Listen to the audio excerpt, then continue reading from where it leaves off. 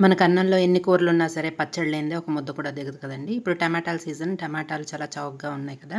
టమాటాలతో ఎండబెట్టే పని లేకుండా నిలవ పచ్చడి ఎలా చేయాలో చూసేద్దాం.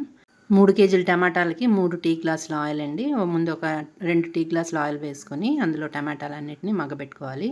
టమాటాలు మగ్గిపోయాక ఏ గ్లాస్‌తో అయితే మనం ఆయిల్ తీసుకున్నామో అదే గ్లాస్‌తో 2:30 గ్లాసుల సాల్టు, ఒక స్పూన్ పసుపు, అలాగే 2:30 గ్లాసుల చింతపండు వేసుకోవాలి. ఈ చింతపండు మొత్తం మగ్గిపోయి ఆ టమాటాల్లో ఉన్న నీరంతటిని లాగేసుకుంటుందండి. అలాంటప్పుడు మనం ఒక 3 గ్లాసుల పచ్చికారం వేసుకోవాలి. అలాగే 2 స్పూన్ల ఆవపిండి, 1 స్పూన్ మెంతి గుండ వేసుకొని బాగా కలుపుకొని స్టవ్ ఆఫ్ చేసేసుకోవాలి. ఇదంతా చల్లారాక వీటన్నిటిని మిక్సీ పట్టుకోవాలండి.